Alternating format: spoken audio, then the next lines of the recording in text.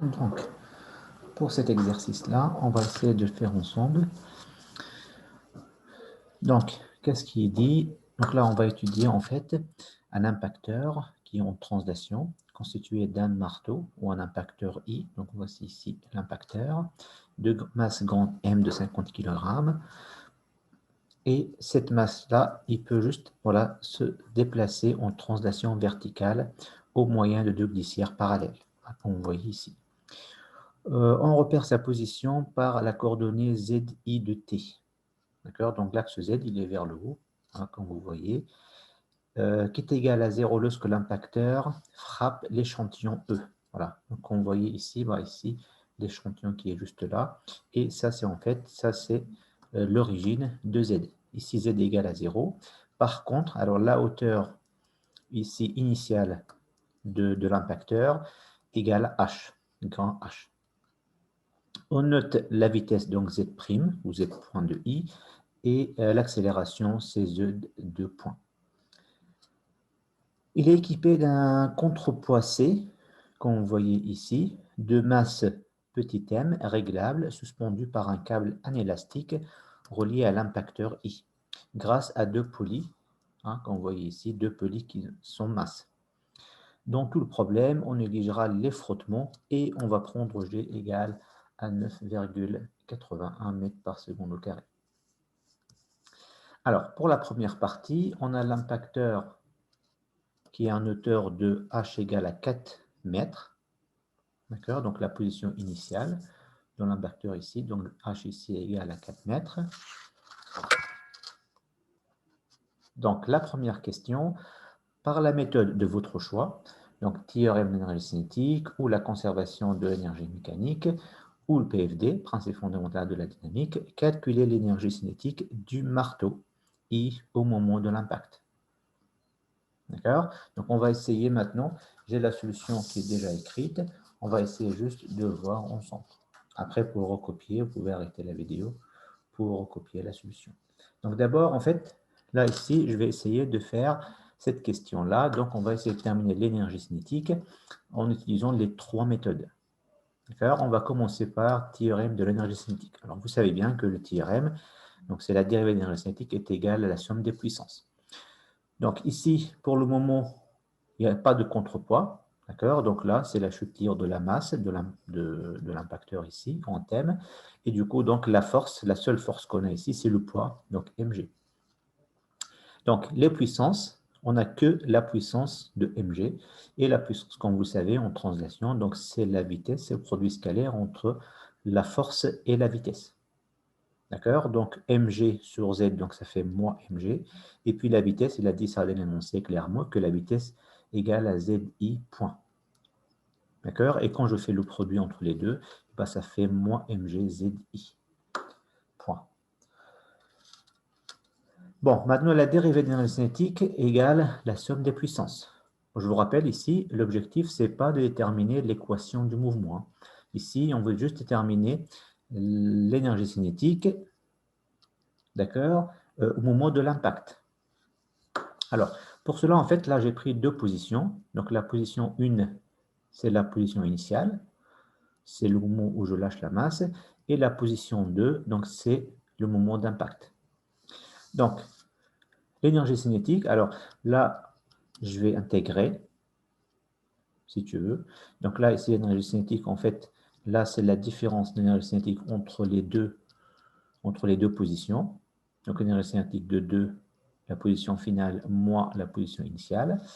Et la même chose, donc là, ici, ça sera ZI, parce que là, ici, l'intégrale de Z, c'est la distance. Donc, c'est ZI de 2 moins ZI de 1. D'accord? Et l'objectif, en fait, c'est de chercher l'énergie cinétique finale, d'accord? Dans la position finale. Donc, on sait que l'énergie cinétique initiale égale à 0 parce qu'il n'y a pas de vitesse initiale. Bon, ici, quand je lâche, voilà, au moment 0, normalement, il n'y a pas d'énergie cinétique. Alors, je sais aussi que ici, la hauteur dans la position finale, ici, on a dit, donc l'origine, c'est à partir de là. Donc, Z de 2, bah, ici, ZI de 2 égale à 0. et ZI de 1 pour la position in, donc Z ici égale à H.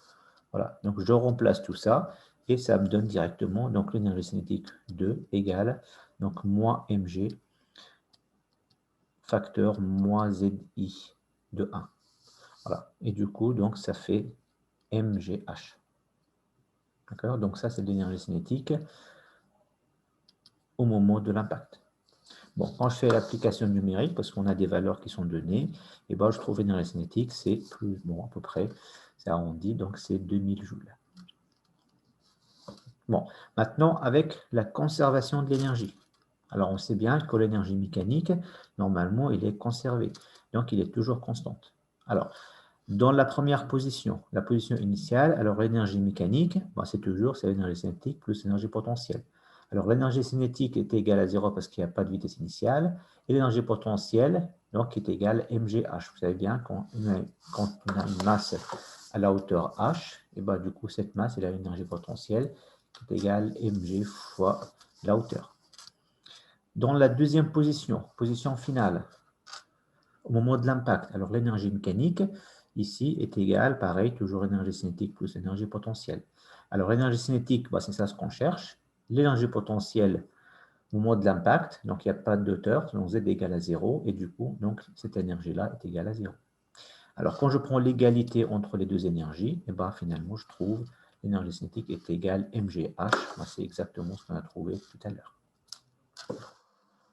Maintenant, si je veux appliquer le principe fondamental de la dynamique,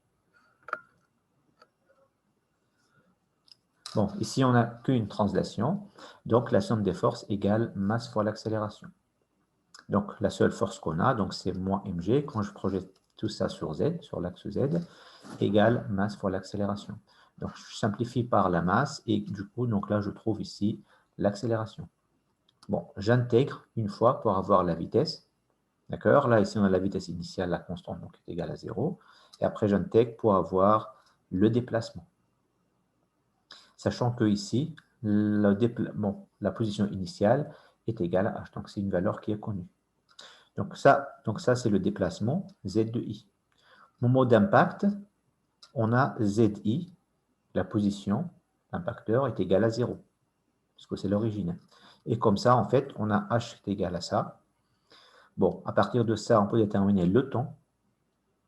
Une fois tu as le temps, et ben, je reviens en fait pour déterminer la vitesse. Donc, ici, dans l'équation de la vitesse, je remplace t par cette valeur-là, et comme ça, je trouve la vitesse zi point.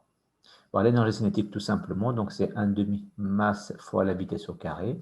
Bon, je remplace ici, et ben, finalement, je trouve l'énergie cinétique toujours mgh.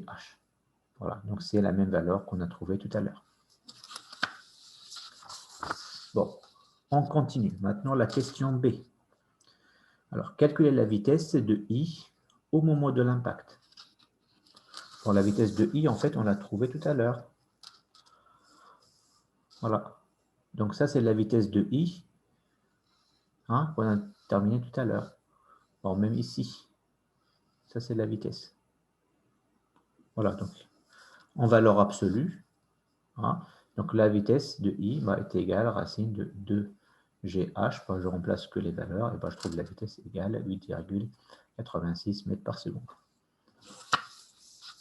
La question C, maintenant, alors calculer la durée de la chute. Alors, la durée de la chute, pareil, on a trouvé tout à l'heure. Le temps égale racine de H sur G. Bon, il faut juste que je remplace ici les valeurs que j'ai pour trouver le temps de la chute qui est égal à 0,90 secondes. Maintenant, on passe à la deuxième partie. Du problème. Maintenant, on a l'impacteur avec contrepoids. D'accord? Donc, contrepoids, comme vous voyez ici, c'est ça ce qu'on appelle le contrepoids. Alors, la première partie du problème, donc on a réglé, bon, on a trouvé tout ça, l'énergie, le temps, etc., mais sans contrepoids, sans prendre en considération ici la masse petit m. Maintenant, dans la deuxième partie, on va commencer à prendre C en compte. On connecte maintenant le contrepoids C, on note Z de C de T, d'accord? Donc la hauteur de C, la position de son point d'attache. À T égale à 0, le marteau est lâché de la position ZI de 0, qui est égal à H. Pour toutes les questions, on ne fera pas d'application numérique, sauf pour la dernière. Bon, première question. Alors, donner une relation simple entre ZI point et ZC point valable à tout instant T avant l'impact. Et bien, en fait, ça, c'est très simple, parce que ici, on a le câble, en fait, qui relie les deux masses. Vous voyez, donc là, le câble ici, il a dit que le câble est inélastique. Et donc, c'est comme un solide. Donc, c'est-à-dire les deux points ici, ils ont la même vitesse. Sauf qu'il y en a un, par exemple, il y a une masse voilà, qui se déplace vers le bas et l'autre, c'est vers le haut. D'accord? Donc, la vitesse de I, en fait, est égale moins la vitesse de C. Tout simplement. Encore la question B. Maintenant, par la méthode de votre choix, calculez l'accélération de l'impacteur ZI point point à tout instant T en fonction de petit m, grand M et G. Donc, pour calculer l'accélération, avec la méthode de notre choix, là, ici, en fait, là, j'ai appliqué les deux méthodes, le PFD, le principe fondamental dynamique, et le théorème d'énergie cinétique. Bon, on va voir d'abord par le PFD. Bon, par le PFD, en fait, ici, on a deux masses. Voilà. Donc, les deux masses, et du coup, il faut que j'applique le PFD une fois sur chaque masse. D'accord? Donc, je vais découper ici, par exemple, le câble, d'accord, pour faire apparaître la force ou les forces internes, la force de tension du câble, et comme ça, j'applique en fait le PFD sur chaque masse. Alors, quand j'applique le PFD sur I, donc la somme des forces extérieures égale masse fois l'accélération, ça vous connaissez. Alors là, ici, on a une translation, donc je vais projeter directement sur Z. Alors la somme des forces extérieures appliquées sur la masse, et en fait, c'est très simple. C'est que ici, sur la masse I, on n'a que mg, et on a la tension T du câble. D'accord? Donc mg qui est négatif, T est positif, parce que l'axe Z est vers le haut, égale masse fois l'accélération. Et la masse, bien sûr, c'est grand M, parce que c'est la masse de I. Alors sur C, pareil, on applique exactement la même chose. On a le poids vers le bas, on a la tension vers le haut, et ici, masse fois l'accélération de C, et la masse ici, c'est petit m. Alors, le point commun entre les deux équations, en fait, c'est la tension T. Donc, je peux déterminer T de la deuxième équation et je remplace dans la première. Voilà, ici, j'ai remplacé. Et par la suite, je vais remplacer, en fait, la relation entre les deux vitesses. On a trouvé que la vitesse de I égale moins la vitesse de C. Et du coup, quand je dérive l'accélération, pareil. Et en fait, je remplace ça, parce que là, l'objectif, c'est de terminer l'accélération de I. D'accord? Donc, je remplace l'accélération de C par moins l'accélération de I. Et après, donc, je factorise, etc. Et comme ça, je trouve l'accélération de I. Bon, maintenant, en appliquant une deuxième méthode, donc le théorème d'énergie cinétique. Alors, la dérivée de l'énergie cinétique, l'énergie cinétique, en fait, c'est la somme des deux énergies. Là, ici, pour l'énergie cinétique, pour le théorème, alors ici, je n'ai pas besoin, en fait, de couper le câble. Là, ici, la somme, donc l'énergie cinétique, en fait, c'est la somme des deux énergies, de la masse I et de la masse C. Alors, les deux masses sont en translation, donc ce sera 1,5 masse fois la vitesse au carré. Voilà, pour la première et pour la deuxième. Maintenant, pour les puissances. Alors, ici, on a deux forces. On a la masse, on a le poids de I et le poids de C. D'accord? Et du coup, donc là, la puissance, en fait, c'est le poids, la force, fois la vitesse. Donc là, quand je fais le produit, on a la somme des puissances. Je dérive, voilà, et pareil, je simplifie et je remplace les mêmes relations entre les vitesses de IC et l'accélération de IC. Voilà, je remplace et finalement pour trouver l'accélération de I. Donc c'est exactement la même accélération qu'on a trouvée avec le PFD.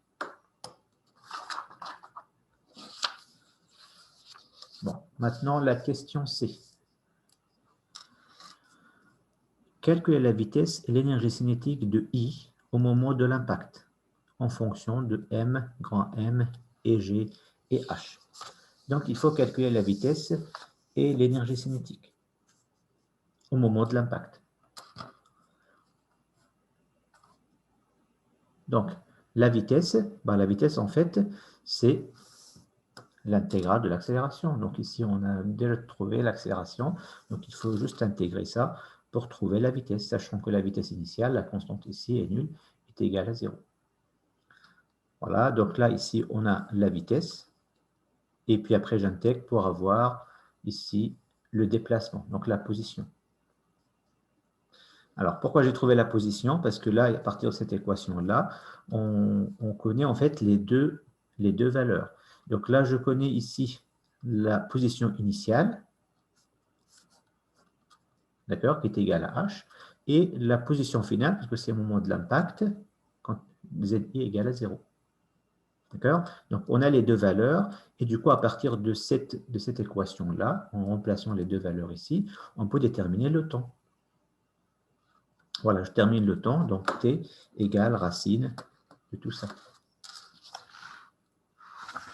Voilà. Donc, une fois on a le temps, maintenant, je reviens à l'équation ici de la vitesse et je remplace T par la valeur que j'ai trouvée. D'accord? Donc, ici, je fais voilà, quelques manipulations pour trouver finalement la valeur de Z point de I. Et finalement, donc l'énergie cinétique, ce que je cherche, c'est 1/2 masse fois la vitesse au carré. Donc je remplace la vitesse et comme ça, on a l'énergie cinétique au moment de l'impact.